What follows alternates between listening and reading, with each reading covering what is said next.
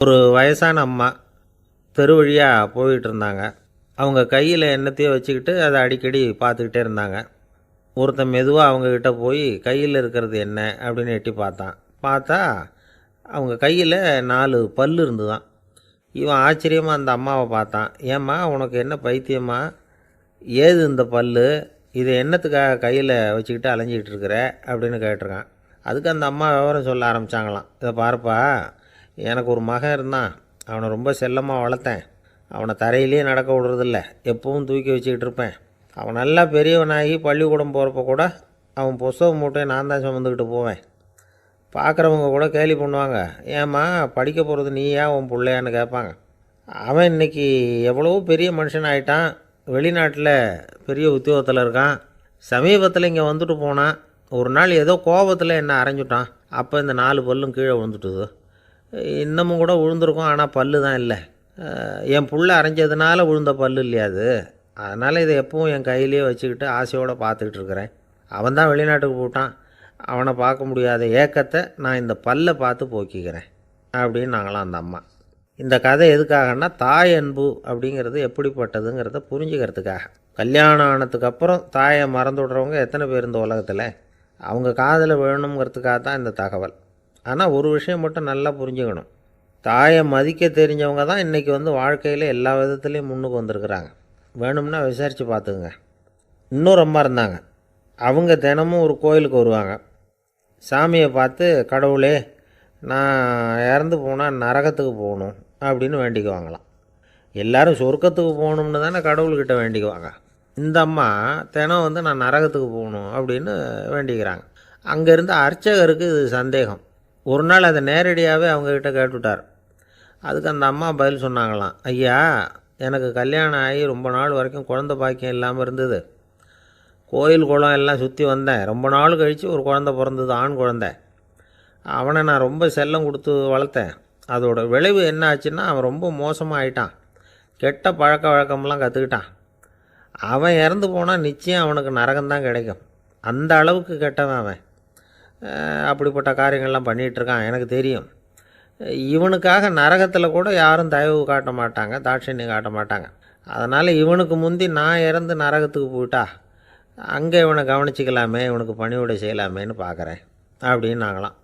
அதனால தான் நான் நரகத்துக்கு போகணும்னு தினம் ஆண்டவனை வேண்டிகிட்டு இருக்கிறேன் அப்படின்னு கண்கலங்கி அந்த அம்மா சொன்னாங்களாம். அதுதான் தாய் உள்ளம்ங்கிறது. தாயின் பெருமையை சரியாக உணர்ந்துட்டா அவங்களுக்கு எப்பவும் எந்த கஷ்டமும் வராது. இது ஏதோ உபதேசத்துக்காக சொல்கிற வார்த்தை இல்லை, உண்மையான வார்த்தை. இந்த விவரத்தையெல்லாம் நண்பர் ஒருத்தர்கிட்ட சொல்லிகிட்டு இருந்தேன். அவர் கொஞ்ச நாள் கழித்து என்னை தேடி வந்தார். அவர் கையிலேயும் 4 பல் வச்சுருந்தார். என்னங்க ஆச்சு, ஏதுங்க இந்த பல் அப்படின்னு விசாரித்தோம். உங்கள் உபதேசத்தை கேட்டுவிட்டு இந்த உலகத்தில் எல்லாரையும் தாயாக நினைக்க ஆரம்பிச்சிட்டேன். ஒரு அம்மாவை கடத்தரில் பார்த்து தாயேன்னு கூப்பிட்டேன். அவங்க உடனே பலார்னு என்னை அரைஞ்சிட்டாங்க. பல் விழுந்துட்டுது. அதை தான் பொறுக்கி எடுத்துக்கிட்டு நேராக உங்களை தேடி வந்துக்கிட்டு இருக்கிறேன்னார். தாயேன்னு தானே கூப்பிட்டீங்க, அதுக்கு ஏன் அரைஞ்சாங்க அப்படின்னு கேட்டோம். நான் தாயேன்னு கூப்பிட்டது அவங்க காதில் நாயேன்னு விழுந்துட்டு தான், அதுதான் இப்படி ஆயிட்டுது அப்படின்னார்.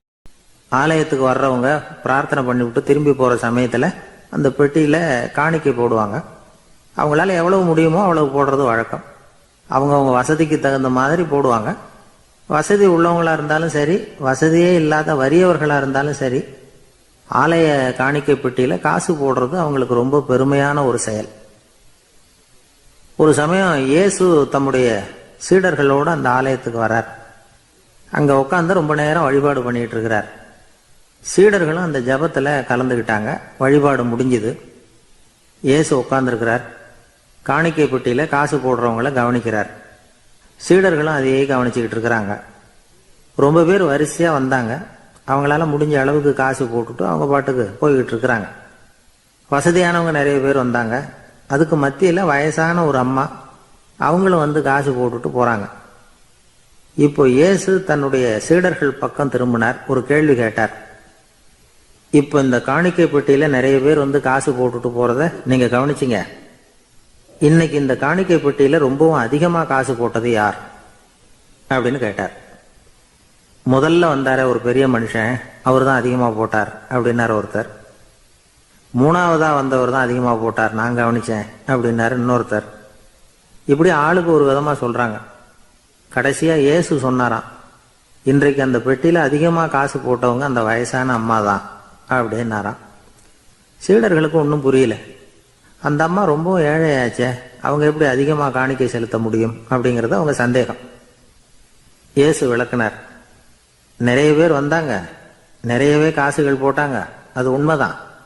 ஆனால் அந்த அம்மா என்ன பண்ணாங்க கவனிச்சிங்களா? வந்தாங்க, தன்னுடைய காசு பையை திறந்தாங்க, அப்படியே கொட்டுனாங்க. அதில் இருந்தது ரெண்டு காசுகள் தான். அந்த 2 காசும் காணிக்கை பெட்டியில் விழுந்துட்டுது. மற்றவங்கள்லாம் தங்கள்கிட்ட இருந்த செல்வத்தின் ஒரு சிறு பகுதியை எடுத்து பெட்டியில் போட்டாங்க. ஆனால் இந்த அம்மா தன்கிட்ட என்ன இருந்ததோ அதை அப்படியே போட்டுட்டாங்க. தன்னுடைய பிழைப்புக்காக வச்சிருந்த அவ்வளவையும் இழக்கிறதுக்கு தயாராயிட்டாங்க. அவ்வளவு தாராள மனசு அவங்களுக்கு. அதனால் அவங்க செலுத்தின காணிக்கை தான் அளவில் அதிகம் அப்படின்னார். விலை மதிப்பில்லாத முத்து புதையல் ஒருத்தனுக்கு கிடைக்க போகுதுன்னு வச்சுக்கோங்க. அதன் மதிப்பை உணர்ந்தவன் என்ன பண்ணுவான்? அதை அடையிறதுக்காக தன்கிட்ட இருக்கிற எதையும் கொடுக்கறதுக்கு தயாராக இருப்பான் இல்லையா?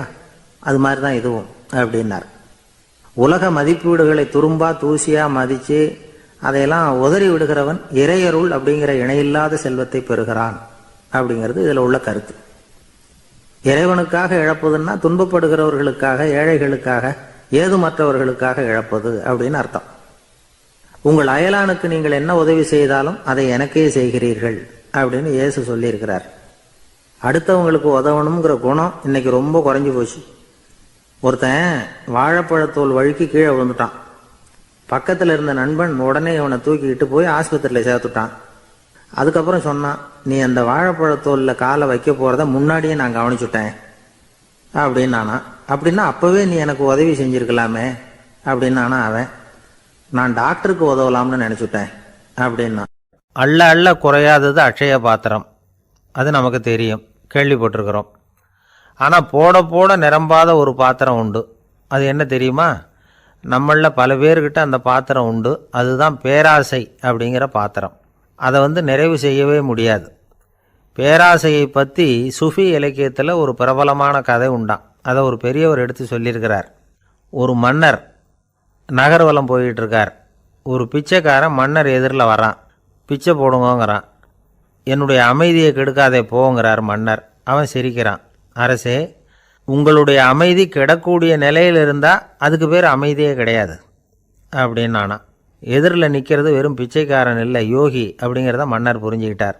துறவியே, உங்களுக்கு என்ன வேணும்னாலும் கேளுங்க, கொடுக்குறேன்னாராம். அந்த துறவி மறுபடியும் சிரிக்கிறார். அரசே, உங்களால் முடியாததையெல்லாம் கொடுக்க முடியும்னு சத்தியம் செய்யாதீங்க அப்படின்னார். மன்னருக்கு கோபம் வந்துட்டுது. என்ன இவர் இப்படி சொல்கிறாரு அப்படின்னு நினச்சார். நகர்வலத்தை பாதியிலேயே நிறுத்தினார். வாங்க அரண்மனைக்குன்னார். துறவியை அழைச்சிக்கிட்டு அரண்மனைக்கு வந்துட்டார். துறவி தன்கிட்ட இருந்த பிச்சை பாத்திரத்தை நீட்டினார். இது நிறைய எனக்கு பொற்காசுகள் வேணும் அப்படின்னாராம். அவ்வளவு தானா, இது ஒரு பெரிய காரியமா அப்படின்னு கையை தட்டினாராம் மன்னர். ஒரு பெரிய தாம்பாளம் நிறைய பொற்காசுகள் சேர்ந்தது. அதை அள்ளி போட்டார். போட போட அந்த பிச்சை பாத்திரம் நிரம்பவே இல்லை. பொற்காசுகள் போட போட அவ்வளவையும் உள்ளே வாங்கிக்கிட்டே இருக்குது. அரசாங்க கஜானாவே காலி ஆகிட்டுது.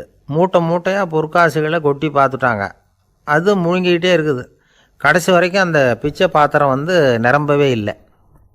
அரசர்கிட்ட இருந்த கர்வம் போயிட்டுது. அப்படியே பொத்துன்னு துறவி காலில் விழுந்தார். அப்போ அந்த துறவி சொன்னாராம், மன்னா, இந்த பிச்சை பாத்திரத்தை உங்களால் மட்டும் இல்லை, வேறு யாராலையும் நிரப்ப முடியாது. அதுக்கு என்ன காரணம்னா, இது சாதாரண பிச்சை பாத்திரம் இல்லை, பேராசைகளோடு வாழ்ந்து செத்துப்போன ஒரு மனிதனின் மண்டை ஓடுது அப்படின்னாராம். பாருங்கள், இதுதான் அந்த சுஃபி இலக்கிய கதை. செத்த பிறகும் நிறைவு இல்லைன்னா அது எப்பேற்பட்ட பேராசையாக இருக்கும்னு யோசித்து பார்த்துங்க. நம்மால் ஒருத்தர் கல்யாணம் பண்ணிக்க பொண்ணு பார்த்துக்கிட்டு இருந்தார். அழகு, அறிவு, படிப்பு எதுவும் தேவையில்லை, பணம் மட்டும் இருந்தால் போதும் அப்படின்னு பார்க்குறவங்ககிட்டெல்லாம் சொல்லி வச்சார். ரொம்ப நாளைக்கு அப்புறம் ஒரு பணக்காரர் கிடைச்சார். அவர் சொன்னார், இதை பாருங்கள், எனக்கு 20 வயசில் ஒரு மகள், அவளை நீங்கள் கல்யாணம் பண்ணிக்கிட்டா 2 லட்சம் பணம் கொடுப்பேன். 25 வயசில் ஒரு பொண்ணு, அவளை கல்யாணம் பண்ணிக்கிட்டா 2.5 லட்சம் தருவேன். 30 வயசில் ஒரு பொண்ணு இருக்கா, அவளை கல்யாணம் பண்ணிக்கிட்டா 3 லட்சம் தருவேன். என்ன சொல்கிற அப்படின்னாராம். இவன் கொஞ்ச நேரம் யோசித்து பார்த்துருக்கான். அதுக்கப்புறம் மெதுவாக அவரை நிமிர்ந்து பார்த்து, ஏன் சார், உங்ககிட்ட 50 வயசில் ஏதாவது பொண்ணு இருக்கா அப்படின்னு கேட்டானான்.